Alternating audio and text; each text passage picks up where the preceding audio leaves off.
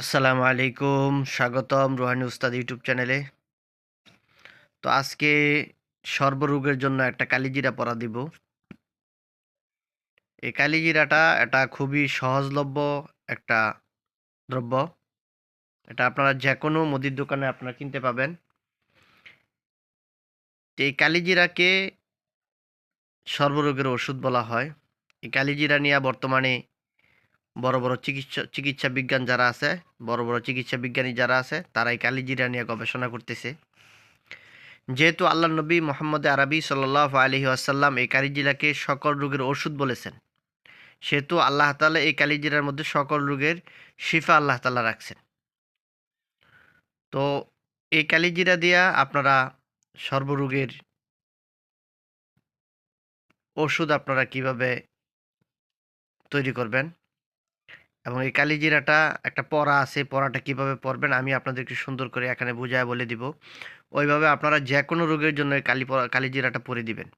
ঠিক আছে, ইনশাল্লাহ রোগী সুস্থ হবে। তো আমি আপনাদেরকে নিয়মটা বলে দিতেছি। তো কবিরাজি শাস্ত্রে এই কালিজিরার ওষুধটা খুব ব্যবহার করা হয়। কালিজিরাটা যারা ন্যাচারাল বিভিন্ন পাউডার দিয়ে ওষুধ বানায়, বেশিরভাগ ওষুধের মধ্যে কালিজিরাটা ব্যবহার করা হয়। তো আমি বলে দিতেছি, এখানে দেখেন কালিজিরা পড়া যে কোনো রোগের জন্য। তো যে কোনো রোগের জন্য বিসমিল্লাহ এর মিম এর সাথে আলহামদুলিল্লাহ এর লাম মিলিয়ে ৪১ বার পরে ফু দিয়ে রোগীকে খেতে দিবেন। ইনশাল্লাহ রোগী সুস্থ হবে। তো এখানে যে জিনিসটা লক্ষণীয় সেটা হলো আপনারা আগে পরে ১১ বার করে দুরূদ শরীফ পড়বেন। দুরূদ শরীফ পড়লে আমলিয়াতের ভিতরে রুহানি শক্তি চলে আসে।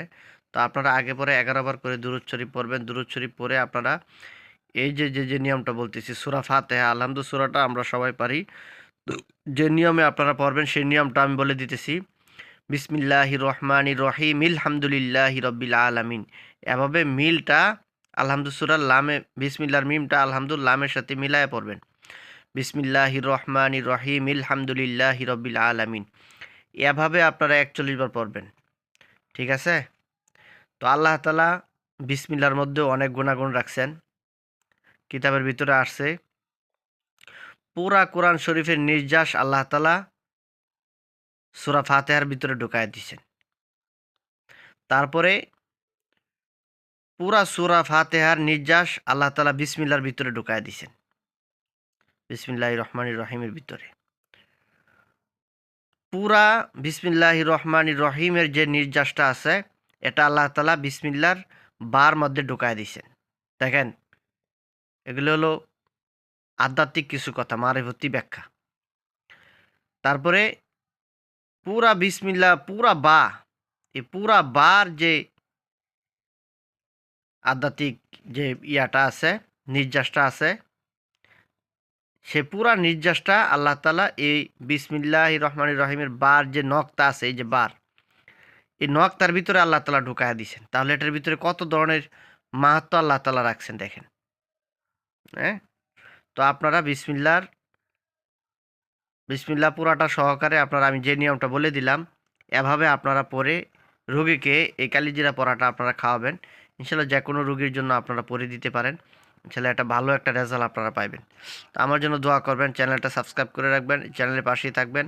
আরও সুন্দর সুন্দর ভিডিও তদবির আমল আপনাদের জন্য নিয়ে আসবো আমি ইনশাআল্লাহ। আসসালামু আলাইকুম।